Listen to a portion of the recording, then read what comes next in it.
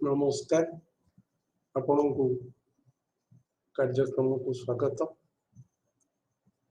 आमे पूर्व क्लास रे फिफ्थ ब्लॉक जहाँ शिरोनाम जाति एवं राजनीति से संपर्क रे आलोचना आरंभ करथिले। आमे जातिर अर्थ जातिभित्तिक संगठन गुड़िकर अभ्युदय जाति संगठन द्वारा उत्थापित प्रसंग जातिवादी मेंट गठन संपर्क रे आमे आलोचना करथिले। स्वाधीनता पूर्व जातिवादी मेंट गठन प्रक्रिया आरंभ होइतला। त्रिवेणी संघ अजगर जहाँ गला काली कही प्रमुख जातिर नामर प्रथम अंश भाव जहाँ अजगर नाम परिचित थिला। अहिर जाट गुजर एवं राजपूत मानक नहीं यह गठित होइथिला। एवं तापर मध्य आमे कांशीराम को उद्यम रे किपरि दलित अवहेलित वर्ग हरिजन आदिवासी धार्मिक दृष्टिकोण अल्पसंख्यक कर्मचारी को नहीं सर्वभारतीय स्तर रे एक संघ गठन पाई उद्यम होइथिला गठित होइथिला। एवं शेषर मध्य कांशीराम जीवित अवस्था 1984 मसीह बहुजन समाज पार्टी गठन करथिले एवं यह मध्य राजनीति रे निर्वाचन राजनीति रे एक सफल दल भाव निजक प्रमाणित कर आमको मन रखा पड़ो जे जाति मेंट गठन एक निरंतर प्रक्रिया समय समय रे नूतन जातिवादी मेंट गठित हुए एवं पुरातन मेंटर विलय घटे। जे सबु बेले जातिवादी मेंट गोटे निर्दिष्ट राजनैतिक दल को निरंतर भाव समर्थन करि न थाए। उदाहरण स्वरूप 1950 एवं 60 दशक उच्च जाति मध्यम वर्ग जाति दलित प्राय समस्ते कृषक समुदाय कांग्रेस को समर्थन करते। 70 दशक ए क्षेत्र में परिवर्तन लक्ष्य करा जाइतिला एवं से माने समर्थन प्रत्याहार करते। सेही भली उत्तर प्रदेश भली राज्य रे बीजेपी को मध्य उच्च जाति समुदाय समर्थन प्रदान करते एवं क्रमशः विभिन्न निर्वाचन लक्ष्य करा जाउची जे दलित पछुआ वर्ग मध्य बीजेपी को समर्थन करुछन। आज आमे आलोचना करिबा निर्वाचन राजनीति रे जातिर भूमिका। भारतीय राजनीतिर स्वरूप निर्धारण रे जाति महत्वपूर्ण भूमिका ग्रहण करे। जाति आधार रे प्रार्थी को प्रतिद्वंदिता करिबा पाई मनोनीत करा जाए। सफलता प्राप्ति पर उभय राजनैतिक दल एवं व्यवस्थापिका अनुष्ठान जातिर प्रतिनिधित्व वृद्धि पाए। तेणु निर्वाचन राजनीति रे नियुक्ति स्वास्थ्य शिक्षा तथा शासन इत्यादि प्रसंग जातिर मध्य गुरुत्व रही था। जदिओ मतदाता मानकर निर्वाचन रे कि मतदान क्षेत्र रे व्यवहार बा आचरण विभिन्न कारक द्वारा निर्धारित होता है। आमे पूर्व आलोचना करछंती भाषा, धर्म, लिंग, नृजातीयता, आंचलिकता भाव ए सबुर प्रभाव मतदान व्यवहार निर्धारण क्षेत्र में प्रतिफलित होता है एवं जाति मध्य से भली एक गुरुत्वपूर्ण कारक। राजनैतिक दल मानक समर्थन प्रदान क्षेत्र में जाति एक गुरुत्वपूर्ण कारक भाव ख्याति लाभ कर। वास्तव में केतक राजनैतिक दल मानक केतक जाति किंबा जाति भित्तिक मेंटर समर्थन मिलता है। उदाहरण स्वरूप दलित वर्ग बहुजन समाज पार्टी प्रमुख समर्थक भाव परिचित।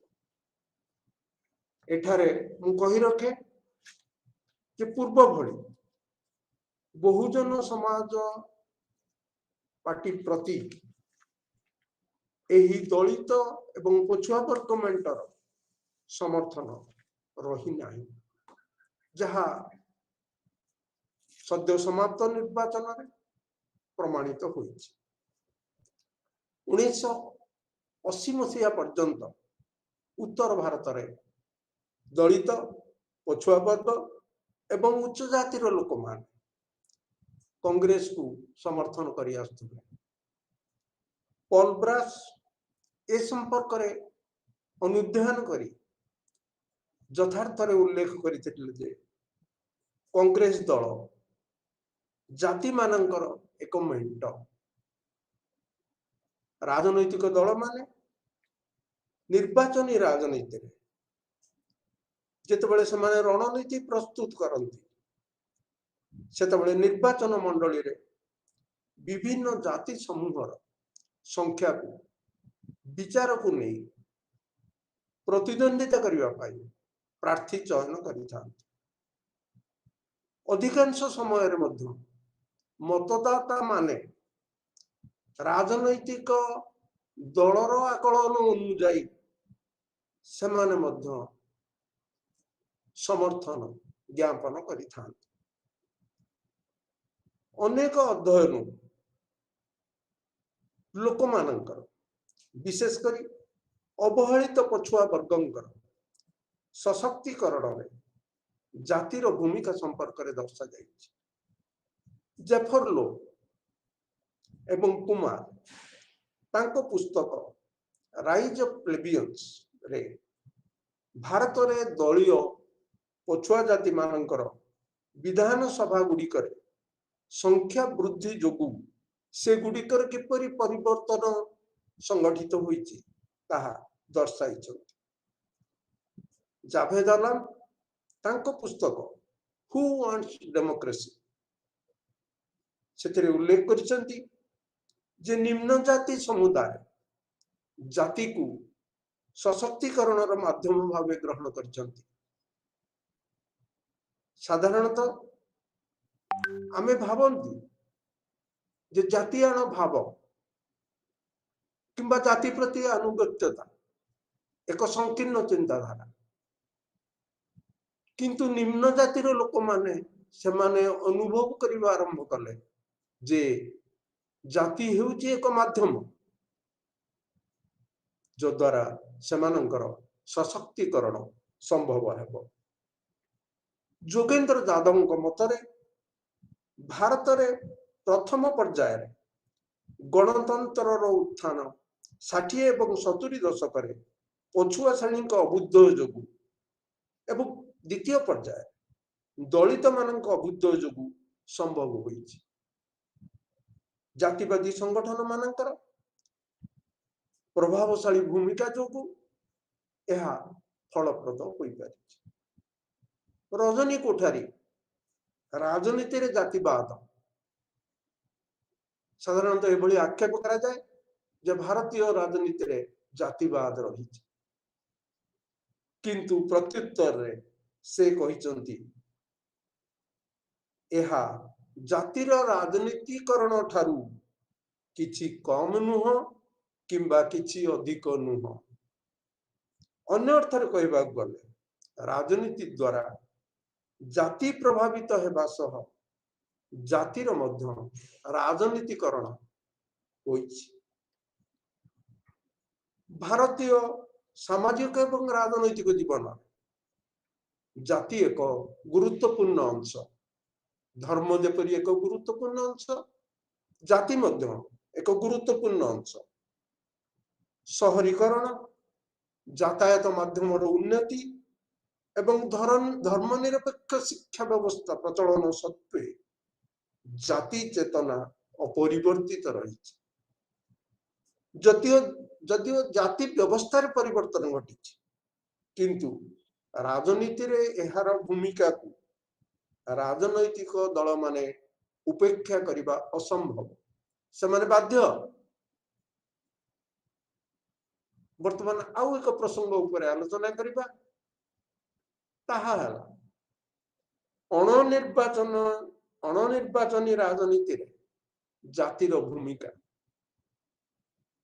ଆମେ ଆଲୋଚନା କଲେ ନିର୍ବାଚନ ସମୟରେ ଜାତିର ଭୂମିକା କିପରି ଗୁରୁତ୍ୱପୂର୍ଣ୍ଣ।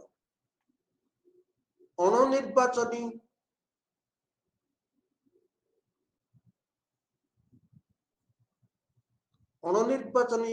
ପ୍ରକ୍ରିୟା ଜାତି ମାନଙ୍କର ମଧ୍ୟ ଭୂମିକା ରହିଥାଏ।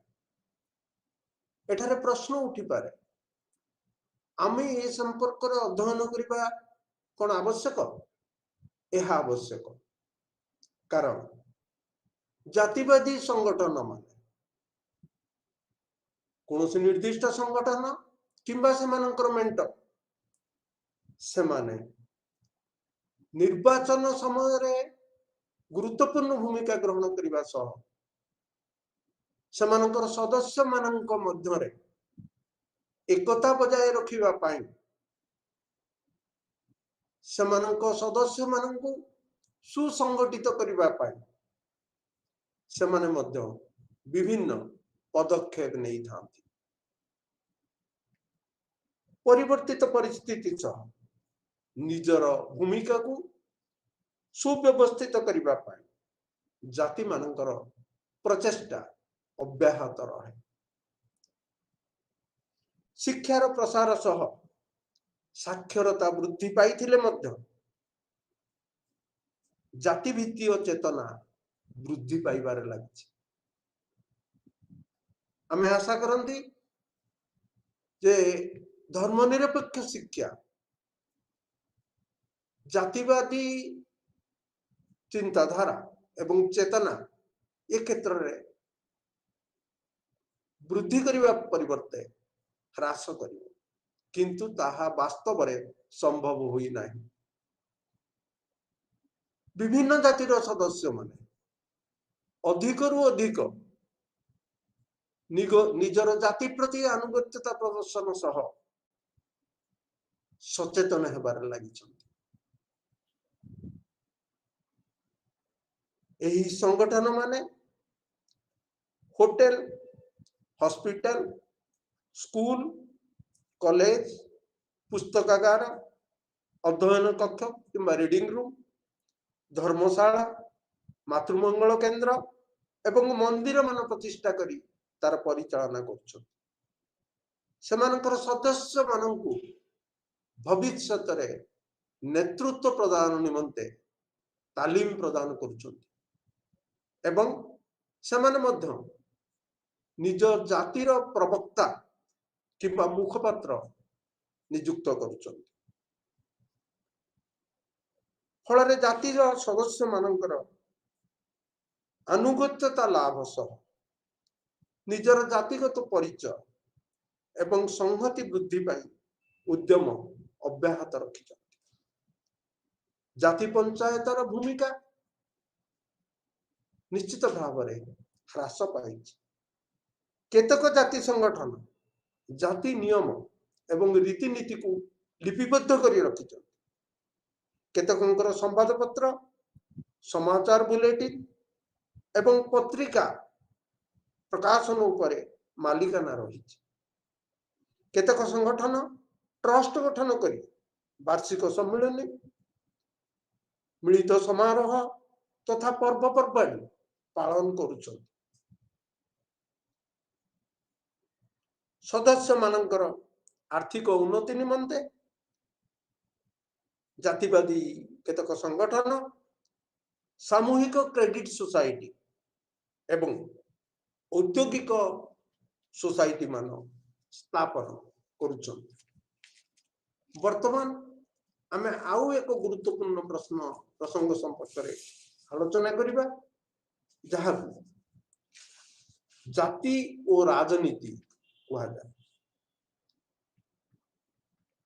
जाति राजनीति रे निर्णायक भूमिका ग्रहण करे। विभिन्न अध्ययन एहार मध्य प्रमाण मिली। राजनैतिक दल एवं जातिवादी संगठन माने जाति मानू संगठित करी सेमानकर समस्या समाधान निमंते उद्यम करते। स्वाधीनतार प्रारंभिक पर्याय उच्च जाति एवं प्रभावशाली मध्यवित्त श्रेणी जातिर श्रेणी राजनीति रे आधिपत्य रही।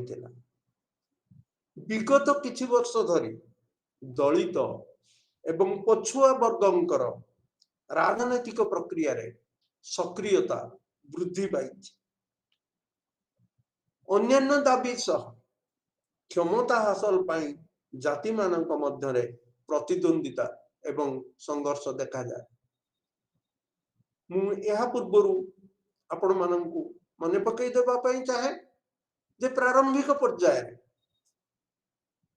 जाति किंबा जाति संगठन माने सेमानक सदस्यंक उन्नति निमंते स्वर उत्तोलन करथि। सेमाने क्षमता हासिल पाई एते व्यापृत एते व्यग्र नथिले, किंतु परवर्ती पर्याय जाति मानक मध्यरे प्रतिद्वंदिता आरंभ हला एवं राजनैतिक दल मानकर संपृक्ति जोगु एही प्रतिद्वंदिता वास्तव रे राजनैतिक दल गुड़िक मध्य प्रतिद्वंदिता एवं राजनैतिक संघर्ष परिणत हला। जेहेतु भारत रे एक संघीय ढांचा ग्रहण करा जायछि, केंद्र रे लोकसभा निर्वाचन रे, राज्य स्तर रे विधानसभा निर्वाचन रे एवं ग्रामीण सहरांचल स्वायत्त शासन संस्था मानकरे उभय राजनैतिक दल एवं जातिर प्रभाव परिलक्षित हुए। जाति राजनीति रे केतक आलोच्य प्रसंग रही, अनेक प्रसंग रही। सेथि मध्यरु आमे किछि उदाहरण नहीं पारिबा। आमे जे उदाहरण गुडी को विषय रे संक्षिप्त आलोचना करिबा, तन्मध्य रे संरक्षण, जाति भित्तिक हिंसा, सांस्कृतिक एवं विपरीत न्याय अंतर्भुक्त। प्रथम आमे संरक्षण प्रसंग रे आलोचना करिबा। संरक्षण माध्यम रे सार्वजनिक अनुष्ठान मानकरे नियुक्ति और राजनैतिक अनुष्ठान मानकरे प्रतिनिधित्व, समाजर अवहेलित वर्ग तथा अनुसूचित जाति, अनुसूचित जनजाति, पछुआ जाति, महिला तथा उच्च जातिर आर्थिक अनग्रसर समुदाय को प्रदान करा जायछि। एठारे मु आपनको कहबाकू चाहे, महिला माननकु ग्रामीण एवं सहरांचल स्वायत्त शासन संस्था मानकरे प्रतिनिधित्व पाई संरक्षण लागू करा जायछि। लोकसभा रे ସେମାନଙ୍କୁ 33% ସଂରକ୍ଷଣ ଦେବା ପାଇଁ ଯଦିଓ ଚିଠା ପ୍ରସ୍ତାବ ଆଗତ ହୋଇଥିଲା ଏବଂ ରାଜ୍ୟସଭାରେ ଏହା ଗୃହୀତ ହୋଇଥିଲା, କିନ୍ତୁ ଲୋକସଭାରେ ଗୃହୀତ ହୋଇନାହିଁ। ସଂକ୍ଷେପରେ କହିଲେ ବିଧାନସଭା ଏବଂ ଲୋକସଭାରେ ମହିଳାମାନଙ୍କ ପାଇଁ ସ୍ଥାନ ସଂରକ୍ଷଣ ହୋଇନାହିଁ। ଏହାର ପ୍ରମୁଖ କାରଣ ହେଲା ରାଜନୈତିକ ଦଳମାନଙ୍କ ମଧ୍ୟରେ ମହିଳାମାନଙ୍କୁ ଲୋକସଭା ଏବଂ ବିଧାନସଭା କ୍ଷେତ୍ରରେ ପ୍ରତିନିଧିତ୍ୱ ପାଇଁ ସଂରକ୍ଷଣ ପ୍ରଦାନ କ୍ଷେତ୍ରରେ ମତ ପାର୍ଥକ୍ୟ ରହିଛି। ସମାଜବାଦୀ ପାର୍ଟି ଭଳି କେତେକ ଦଳ ଅନୁଭବ କରନ୍ତି ଯେ ଯଦି ମହିଳାମାନଙ୍କୁ ସଂରକ୍ଷଣ ପ୍ରଦାନ କରାଯାଏ ତେବେ ପଛୁଆ ଶ୍ରେଣୀଙ୍କର ପ୍ରତିନିଧିତ୍ୱରେ ହ୍ରାସ ହେବ। ସେଥିପାଇଁ ସେମାନେ ଏହାର ବିରୋଧ କରନ୍ତି ଏବଂ ଆର୍ଥିକ ଅନଗ୍ରସର ଉଚ୍ଚ ଜାତି ମାନଙ୍କୁ ସାର୍ବଜନିକ ଅନୁଷ୍ଠାନ ମାନଙ୍କରେ ଚାକିରି କ୍ଷେତ୍ରରେ ଯଦିଓ 10% ସଂରକ୍ଷଣ 2019 ମସିହାରେ 124ତମ ସମ୍ବିଧାନ ସଂଶୋଧନ ମାଧ୍ୟମରେ ପ୍ରଦାନ କରାଯାଇଛି, ତଥାପି ଏହା ରାଜନୈତିକ ଅନୁଷ୍ଠାନ ମାନଙ୍କ ପାଇଁ କିମ୍ବା ବ୍ୟବସ୍ଥାପିକା ସଭା ପାଇଁ ପ୍ରଯୁଜ୍ୟ ନୁହେଁ। ସଂରକ୍ଷଣ ପ୍ରସଙ୍ଗ ଜାତି ରାଜନୀତି ସହ ଜଡ଼ିତ। ଯେଉଁମାନେ ସଂରକ୍ଷଣ ବ୍ୟବସ୍ଥାରେ ଅନ୍ତର୍ଭୁକ୍ତ ହୋଇନାହାନ୍ତି ସେମାନେ ଚାହୁଁଛନ୍ତି, ସେମାନେ ଚାପ ପ୍ରୟୋଗ କରନ୍ତି ଯେ ସେମାନେ ଅନ୍ତର୍ଭୁକ୍ତ ହୁଅନ୍ତୁ କିମ୍ବା ସଂରକ୍ଷଣ ବ୍ୟବସ୍ଥା ଉଚ୍ଛେଦ ହେଉ, କିମ୍ବା ଯେଉଁମାନେ ଆର୍ଥିକ ଦୃଷ୍ଟିରୁ ସଚଳ, ଯେଉଁମାନେ ରାଜନୈତିକ ଦୃଷ୍ଟିରୁ ପ୍ରଭାବଶାଳୀ ସେମାନଙ୍କୁ ସଂରକ୍ଷଣ ବ୍ୟବସ୍ଥାରୁ ବାଦ ଦିଆଯାଉ। ଅନୁସୂଚିତ ଜାତି, ପଛୁଆ ଜାତି ସମୂହ ଯେଉଁମାନଙ୍କ ଭିତରେ ଅନେକ ଜାତି ଅନ୍ତର୍ଭୁକ୍ତ କିନ୍ତୁ ସେମାନଙ୍କର ସାମାଜିକ, ଶିକ୍ଷାଗତ ଏବଂ ଆର୍ଥିକ ସ୍ୱଚ୍ଛଳତାର ସ୍ତର ସମାନ ନୁହେଁ। ଗୋଟିଏ ଜାତି ମଧ୍ୟରେ ଆର୍ଥିକ ଦୃଷ୍ଟିକୋଣରୁ ସଚଳ ଗୋଷ୍ଠୀ ଅଛନ୍ତି, ଶିକ୍ଷିତ ଗୋଷ୍ଠୀ ଅଛନ୍ତି, ସେମାନଙ୍କର ସାମାଜିକ ପ୍ରତିଷ୍ଠା ବୃଦ୍ଧି ପାଇଛି, କିନ୍ତୁ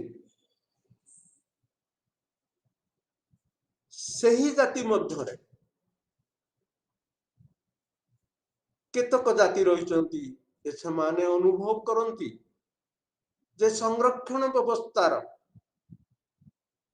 ଲାଭ ସେମାନଙ୍କ ମଧ୍ୟରେ ସ୍ୱଚ୍ଛଳ ବର୍ଗ ହାସଲ କରିଛନ୍ତି। ଉତ୍ତରପ୍ରଦେଶ ଭଳି ରାଜ୍ୟରେ ପଛୁଆ ଜାତିର କିଛି ବର୍ଗ ସେମାନେ ସ୍ୱର ଉତ୍ତୋଳନ କରିଥିଲେ ଏବଂ ସେମାନେ ନିଜକୁ ମୋଷ୍ଟ ବ୍ୟାକୱାର୍ଡ କିମ୍ବା ଏକ୍ସଟ୍ରିମଲି ବ୍ୟାକୱାର୍ଡ, ଅତ୍ୟଧିକ ପଛୁଆ ବୋଲି ପରିଗଣନା କରି ଯେଉଁମାନେ ସେମାନଙ୍କ ଭିତରୁ ସ୍ୱଚ୍ଛଳ ବର୍ଗ ପଛୁଆ ଜାତି ପାଇଁ ଯୋଉ କୋଟା ନିର୍ଦ୍ଧାରିତ କରାଯାଇଛି ତାହାର ଉପବିଭାଜନର ଆବଶ୍ୟକତା ରହିଛି ବୋଲି ସେମାନେ ଦାବି କରୁଛନ୍ତି। ଏବଂ ନିର୍ଦ୍ଦିଷ୍ଟ ଭାବରେ ବିହାରର ପୂର୍ବତନ ମୁଖ୍ୟମନ୍ତ୍ରୀ କର୍ପୂରୀ ଠାକୁର ତାଙ୍କ ସୂତ୍ର ଉତ୍ତରପ୍ରଦେଶରେ ଲାଗୁ କରିବା ପାଇଁ ଦାବି କରୁଛନ୍ତି। କର୍ପୂରୀ ଠାକୁର ବିହାରରେ ପଛୁଆ ଶ୍ରେଣୀଙ୍କ ନିମନ୍ତେ ଉଦ୍ଦିଷ୍ଟ କୋଟାର ଉପବିଭାଜିତ କରାଇଥିଲେ जो माने पछुआ जाति मानक मध्यरे अति मात्रा रे दरिद्र स्वच्छल नुहंती सेमानक पाई से एही कोटार उपविभाजन कराइथिले। तेणु सेही भली अति पछुआ एक्सट्रीमली बैकवर्ड सेमानकु चिन्हट करी सेमानक पाई संरक्षण कोटार किछि अंश प्रदान निमंते दाबी हुई आसुछि। 1999 मसीह राजस्थान जाट एवं 1909 मसीह हरियाणा जाट मान एवं 2016 मसीह महाराष्ट्र मराठा मान एमाने समस्त प्रभावशाली जाति एवं 2015 मसीह गुजरात पटेल माने ओबीसी तालिकार अंतर्भुक्त हेबा पाई दाबी करी आंदोलन आरंभ करथिले। शेषरे दिल्ली एवं उत्तर प्रदेश रो बीजेपी सरकार एवं राजस्थान रो कांग्रेस सरकार जाट मानंकु ओबीसी तालिकाभुक्त करथिले। संरक्षण व्यवस्था जे माने विरोधी तांकर जुक्ति हेला व्यक्तिर आर्थिक स्थिति एवं योग्यता को आधार करी संरक्षण प्रदान करा जिबा उचित। द्वितीयतः संरक्षण व्यवस्था लागू करा जिबा द्वारा शासन व्यवस्था रे योग्यता एवं दक्षता को जलांजलि दिया जाइछि। एहार प्रतिकूल प्रभाव पड़ी। तृतीय संरक्षण व्यवस्था रे स्थान पाइथिबा किछि जाति आर्थिक और राजनैतिक दृष्टि प्रभावशाली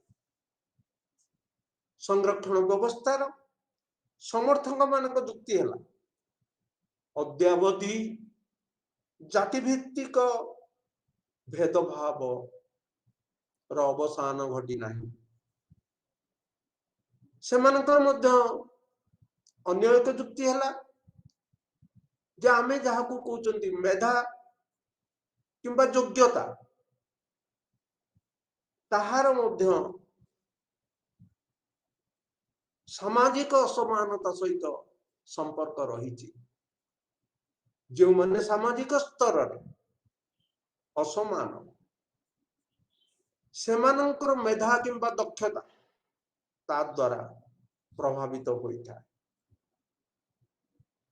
द्वितीय संविधान रे सामाजिक और शिक्षागत दृष्टिकोण अनग्रसर समुदाय स्वार्थ रक्षा पाई व्यवस्था रही। आर्थिक और राजनैतिक दृष्टि सेमानक प्रतिष्ठा सेमानक सामाजिक एवं शिक्षागत दृष्टिकोण अग्रगामी करे नाही। तेणु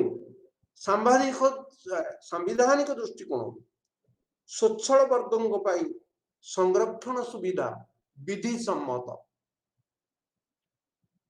आमे जो मानकू कहउचंती जे प्रभावशाली जाति तांकर ये हला जुक्ति जे सेमानक पई जो संरक्षण व्यवस्था होईची ता विधि सम्मत एवं संविधान रे एथि पई व्यवस्था करा जाय।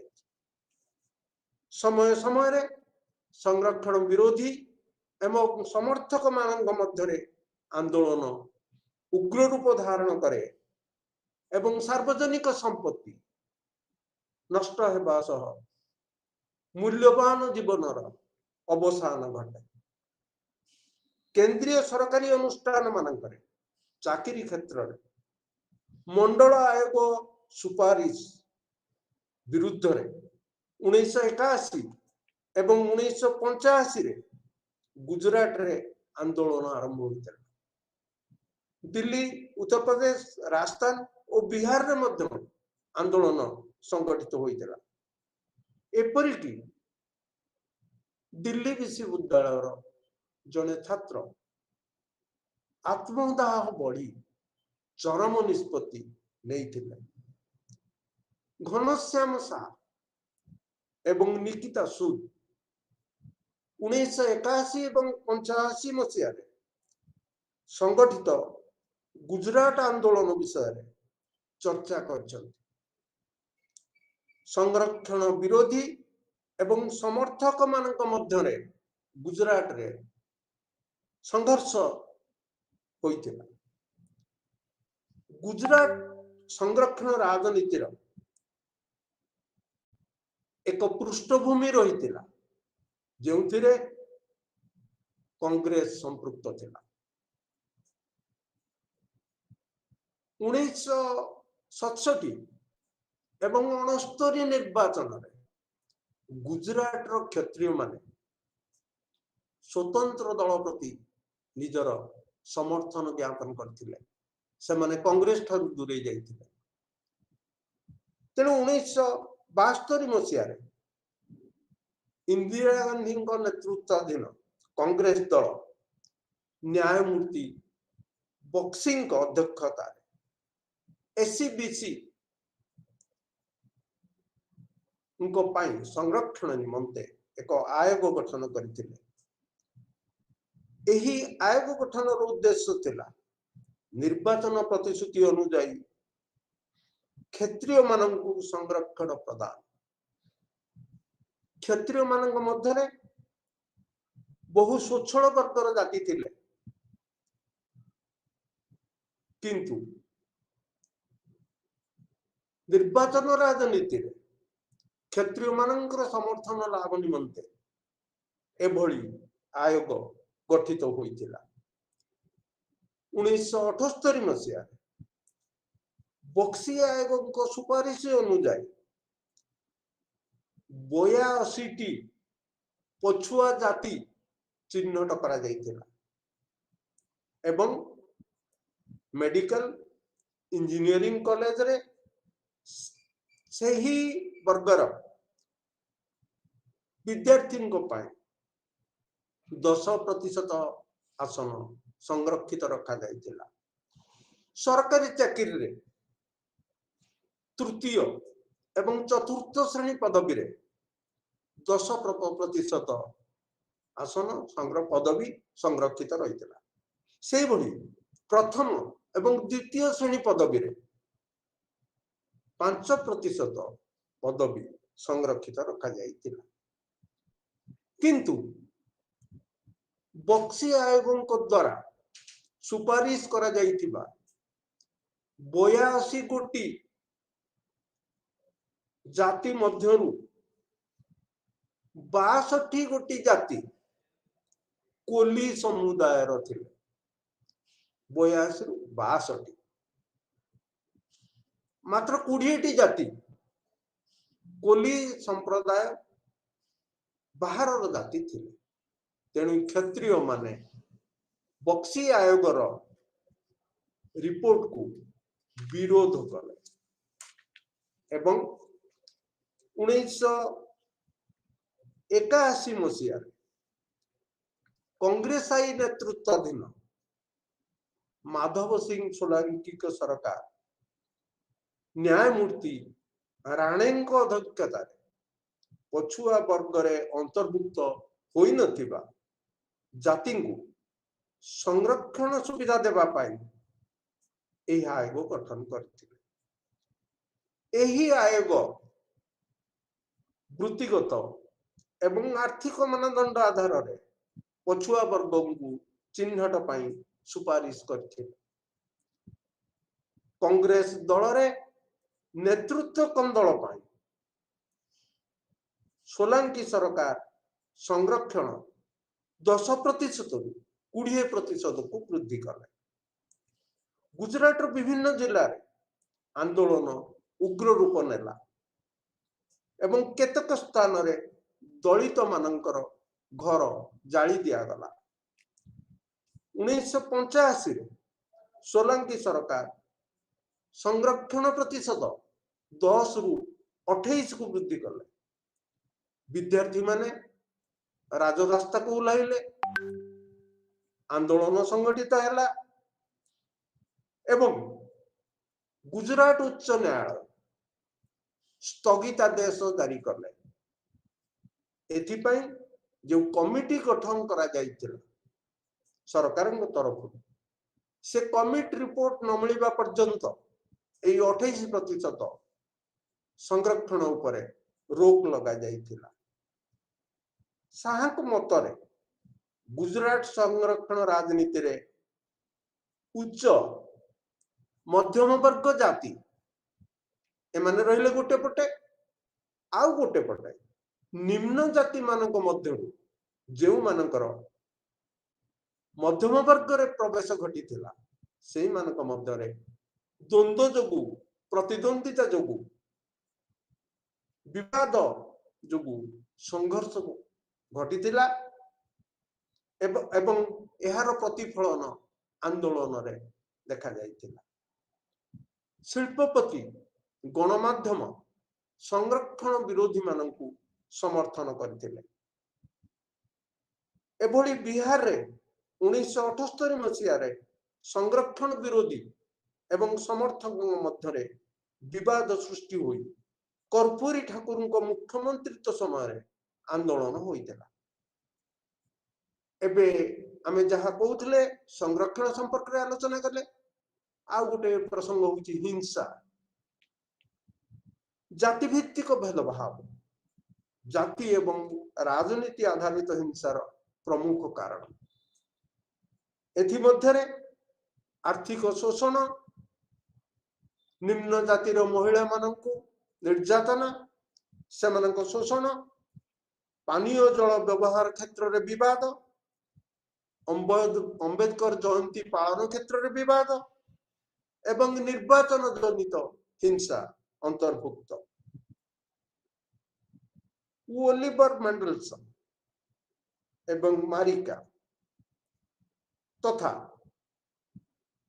डाग इरिक सेमानक पुस्तक रे आंध्र प्रदेश एवं बिहार जाति आधारित हिंसा संपर्क रे आलोकपात करिसंती।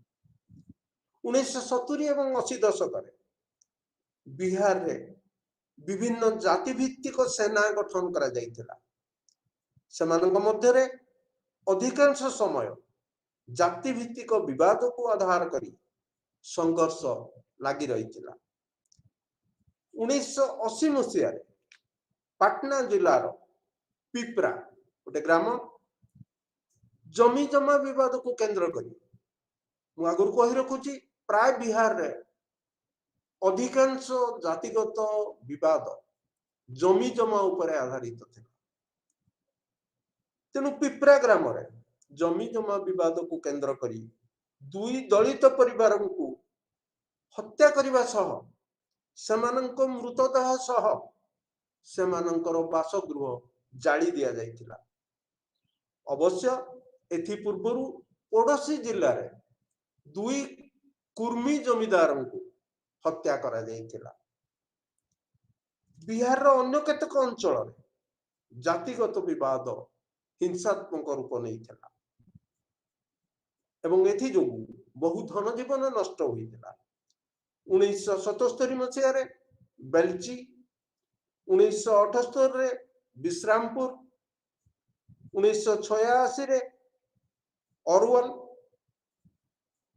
एई स्थान गुड़िक जो विवाद जो संघर्ष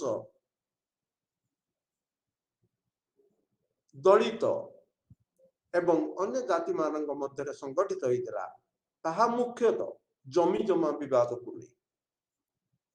आंध्र प्रदेश रे दलित माने तीनोटी घटना रे जाति आधारित हिंसार शिकार होइतिले।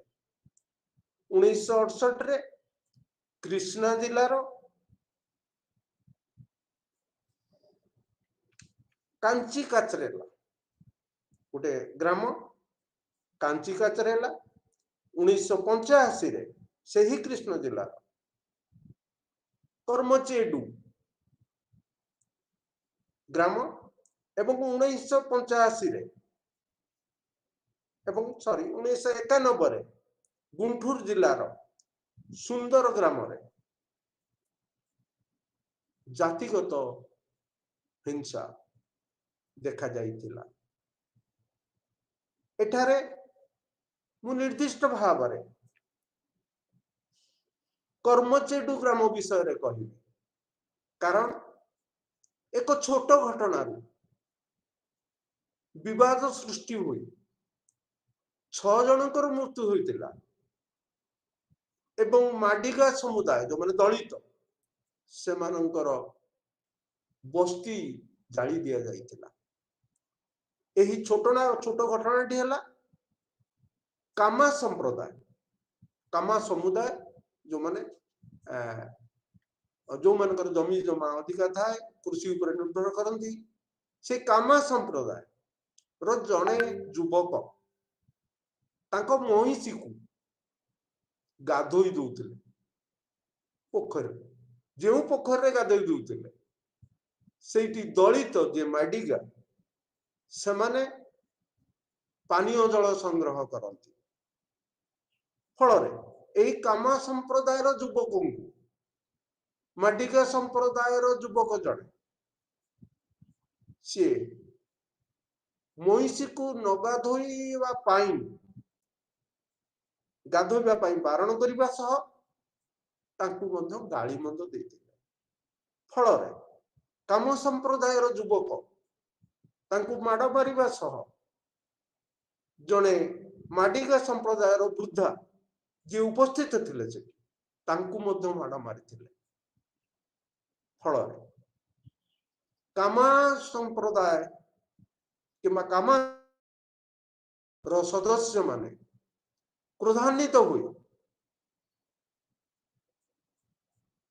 ଦଳିତ ଯୋଉମାନେ ମାଡିଗା ସେମାନଙ୍କର ବସ୍ତି ଜାଳି ଦେଇଥିଲେ ଏବଂ 6 ଜଣଙ୍କର ମୃତ୍ୟୁ ହୋଇଥିଲା। ତେଣୁ ଆପଣ ମାନେ ଦେଖିପାରୁଥିବେ ଏଠି ଗୋଟେ ଛୋଟ ଘଟଣାରେ କିପରି ଉଗ୍ର ରୂପ ଧାରଣ କଲା। ଏବଂ କର୍ମଚେଡୁ ନରସଂହାର ପରେ ଆନ୍ଧ୍ରପ୍ରଦେଶରେ ଦଳିତ ମହାସଭା ଗଠିତ ହୋଇଥିଲା।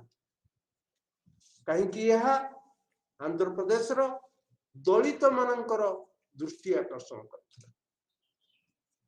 ବର୍ତ୍ତମାନ ଆଉ ଏକ ପ୍ରସଙ୍ଗ ଉପରେ ଆମେ ଆଲୋଚନା କରିବା, ଯାହା ଜାତିଗତ ସଂହତି, ଜାତିର ସଦସ୍ୟ ମାନଙ୍କ ମଧ୍ୟରେ ସ୍ୱାଭିମାନ, ଆତ୍ମସମ୍ମାନ ବୃଦ୍ଧି ପାଇଁ ଉଦ୍ଦିଷ୍ଟ। ତାହା ହେଲା ଜାତିବାଦୀ ପ୍ରତୀକ ଓ ରାଜନୀତି। ଜାତିବାଦୀ ପ୍ରତୀକ ଯଥା ଜାତି ସହ ସମ୍ପର୍କ ଥିବା ପ୍ରତିକୃତି, ଐତିହ୍ୟ ସମ୍ପନ୍ନ ବ୍ୟକ୍ତିବିଶେଷ, କିମ୍ବଦନ୍ତୀ ଇତ୍ୟାଦି ମାଧ୍ୟମରେ ଜାତିର ସଦସ୍ୟ ମାନଙ୍କୁ ସଂଗଠିତ କରାଯାଏ। ଏଭଳି ପ୍ରତୀକ ମାନଙ୍କୁ ସ୍ୱୀକୃତି ପ୍ରଦାନ ଦ୍ୱାରା ଜାତିର ସଦସ୍ୟ ମାନଙ୍କର ଆତ୍ମବିଶ୍ୱାସ ବୃଦ୍ଧି ପାଏ। ଉତ୍ତରପ୍ରଦେଶର ମୁଖ୍ୟମନ୍ତ୍ରୀ ମାୟାବତୀଙ୍କ ଶାସନ କାଳରେ ଅମ୍ବେଦକରଙ୍କ ନାମରେ ଲକ୍ଷ୍ନୌରେ କେବଳ ଏକ ପାର୍କ ପ୍ରତିଷ୍ଠା ହୋଇନଥିଲା, କେତେକ ଦଳିତ ଅଧ୍ୟୁଷିତ ଗ୍ରାମ ମାନଙ୍କୁ ଅମ୍ବେଦକର ଗ୍ରାମ ବୋଲି ନାମ ଦିଆଯାଇଥିଲା ଏବଂ ସେଠାରେ ବିଭିନ୍ନ ଉନ୍ନତିମୂଳକ କାର୍ଯ୍ୟ ସରକାର ହାତକୁ ନେଇଥିଲେ। ମାୟାବତୀଙ୍କ ସମୟରେ ମଧ୍ୟ ଅବହେଳିତ ବର୍ଗର ବରପୁତ୍ରଙ୍କ ନାମରେ ନୂତନ ଜିଲ୍ଲା ଗଠନ କରିଥିଲେ। ଏବେ ଶେଷ ପ୍ରସଙ୍ଗ ଯାହା ସମ୍ପର୍କରେ ଉଣାଉଧିକେ ଆମେ ପୂର୍ବରୁ ଆଲୋଚନା କରିଛନ୍ତି, ତାହା ହେଲା ଜାତି ଏବଂ ନିର୍ବାଚନ ରାଜନୀତି। ଆପଣ ମାନେ ଭାବି ପାରନ୍ତି ଯଦି ଆମେ ଆଲୋଚନା କରିସାରିଛନ୍ତି ତାହେଲେ ଆଉ ଥରେ କାହିଁକି ଏ ବିଷୟରେ ଆଲୋଚନା କରୁଛନ୍ତି। ଏଥିରେ ମୁଖ୍ୟତଃ ଦୁଇଟି ଦିଗ ଉପରେ ଗୁରୁତ୍ୱ ଦିଆଯାଇଛି। गोटे हूँ 70 दशक पर्यंत कांग्रेस रो आधिपत्य, कांग्रेस रो प्रभावशाली भूमिका एवं 70 दशक पर जो परिवर्तन घटिला, जो आंचलिक नेतृत्व सृष्टि हेले, आंचलिक दल माने कांग्रेस प्रति आह्वान सृष्टि कले, से विषय संक्षिप्त आलोचना करिबा। जाति एवं निर्वाचन राजनीतिर परस्पर सह संपर्क रही। निर्वाचित प्रतिनिधिंकर जातिगत पृष्ठभूमि, राजनैतिक दल मानकर निर्वाचन राजनीति रे जाति मानव को संगठित करिबारे रणनीति तथा राजनैतिक दल मानकर जाति आधारित समर्थन विषय रे आलोचना करा जाई पा। 50 दशक अनेक विद्वान राजनीति रे जातिर भूमिका संपर्क रे आलोचना करी आसुचंती। ये संपर्क रे निर्दिष्ट भाव रे centre for study of developing society किंबा CSDS दिल्ली रो CSDS एहार भूमिका गुरुत्वपूर्ण। अनेक अध्ययन प्रतीयमान हुए 1952 मसीहा ठारू जाति एवं राजनीति मध्य जो संपर्क थिला से अनेक परिवर्तन घटी। स्वाधीनतार अल्प केतक दशंधि धरी देशर विभिन्न अंचल रे प्रभावशाली जाति मानकर निर्वाचन राजनीति रे आधिपत्यता रही। जदिव संविधान रे सार्वजनीन साबालक भोट प्रथा मताधिकार प्रदान करा जायछि, तथापि सेतेबेले प्रभावशाली जाति माने मतदान केंद्र जबरदखल करने सह दलित एवं पछुआ वर्ग को मताधिकार सब्यस्त सुजोग देउ नथिले। 50 एवं 60 दशक रे कांग्रेस दल विभिन्न जातिर समर्थन लाभ करिबारे सक्षम होइतिला। उच्च एवं मध्यम जातिर सदस्य माने नेतृत्व प्रदान करथुले। 70 दशक रे कांग्रेस एक प्रभावशाली किंबा आधिपत्यता बहन करुवा राजनैतिक दल भाव तार स्थिति रही पारला ना। 1967 एवं 69 निर्वाचन कांग्रेस रो पराजय एही प्रक्रिया को सूचित करुला। कांग्रेस रो अवक्षय सह बहु राज्य स्तरीय नेता मानकर अभ्युदय घटिला, जो माने मध्यवर्गीय कृषक समूह यथा जाट, यादव, कुर्मी, पछुआ जाति मान को संगठित करी राज्य स्तरीय राजनैतिक दल गठन करथिले। उत्तर प्रदेश चरण सिंह एही जाति मान को नेतृत्व प्रदान करथिले। जरूरीकालीन परिस्थितिर अवसान पर एही जाति माने जनता पार्टी सरकार रे अधिक संख्या रे जोग देथिले।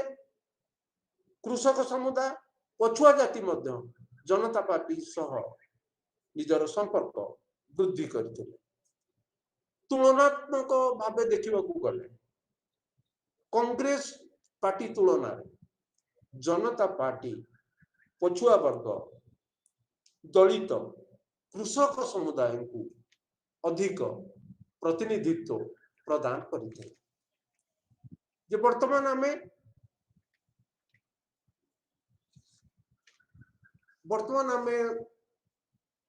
5th ब्लॉक रो शेष प्रसंग संपर्क रे आलोचना कले एवं आमर जोटा शेष ब्लॉक ताहला सकारात्मक कार्य किंबा जहा को कहा जाए अफर्मेटिव एक्शन से विषय रे आलोचना आरंभ करिबा।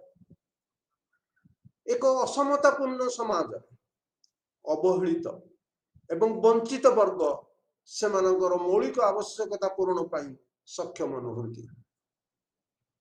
जो समाज रे असमानता भरी रही सेठी जो माने वंचित वर्ग, जो माने अवहेलित सेमानकर आवश्यकता निजे मेंटाई पारंती ना। भारत रे अनुसूचित जाति, जनजाति, पछुआ वर्ग, महिला, ट्रांसजेंडर एवं आर्थिक दृष्टि अनग्रसर उच्च जाति समुदाय मानी राष्ट्र तरफ विशेष सहायता प्रदान जरूरी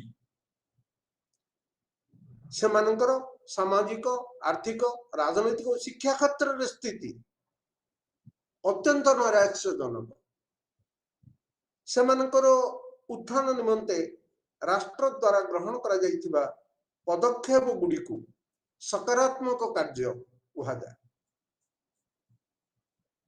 संरक्षण हेउची एक प्रतिरूपक पदक्षेप जहां इंग्रेजी रे कहती कंपेनसेटरी मेजर प्रतिरूपक पदक्षेप जहां अवहेलित एवं वंचित समुदाय ग्रहण करा जाइछि। संरक्षण माध्यम रे सरकारी संस्था मानक नियुक्ति क्षेत्र में केतक पदवी अनुसूचित जाति जनजाति पछुआ जाति महिला आर्थिक दृष्टि अनग्रसर उच्च जाति समुदाय संरक्षित रहे। लोकसभा राज्य विधानसभा स्थानीय स्वायत्त शासन अनुष्ठान मानक केतक समुदाय आसन संरक्षित रहिबार व्यवस्था करा जाइछि। एहाकू राष्ट्र रे सकारात्मक भेदभावपूर्ण नीति कहा जाइपारे किंतु अणसंरक्षित वर्ग मानक सह समकक्ष करने उद्दिष्ट ये मु कही रखे जो माने संरक्षण परिसर रे आसुना से माने भाभी पारंती यह भेदभावपूर्ण बाछ विचार नीति किंतु सकारात्मक दृष्टि देखिले एभली भेदभाव एभली बाछ विचार यह ग्रहणीय कारण यह होची प्रतिरूपक पदक्षेप कंपेनसेटरी मेजर तेणु यार आवश्यकता रही अवश्य नकारात्मक दृष्टि देखिले यह केतक ग्रहणीय हो न पारे किंतु सकारात्मक दृष्टि एभली पदक्षेप आवश्यकता रही कारण जो माने निजर आवश्यकता मेटाइबा पई अक्षम से माने मध्य भारतीय से अधिकार रही से अत्यावश्यक जहाँ जीवन धारण पर आवश्यक ताहा मेटाइबा दरकार तेणु यह राष्ट्रर सकारात्मक भेदभावपूर्ण नीति कहा जाई पारे किंतु अणसंरक्षित मानक सह समकक्ष करैबा पई यह उद्दिष्ट राष्ट्र तरफ विभिन्न वर्ग को संरक्षण सुजोग विभिन्न आधार प्रदान करा जाए। उदाहरण स्वरूप अनुसूचित जाति सेमानंकु संरक्षण कहीं प्रदान करा जाउछि सेमाने अतीत अस्पृश्यता भली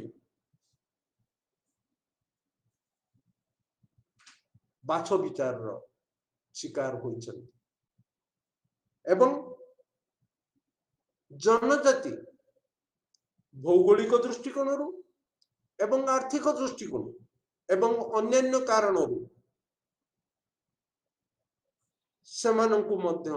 संरक्षण सुविधा प्रदान करा जाउछि कारण सेमाने सक्षम नुहंती अन्य मानक परि सेही भली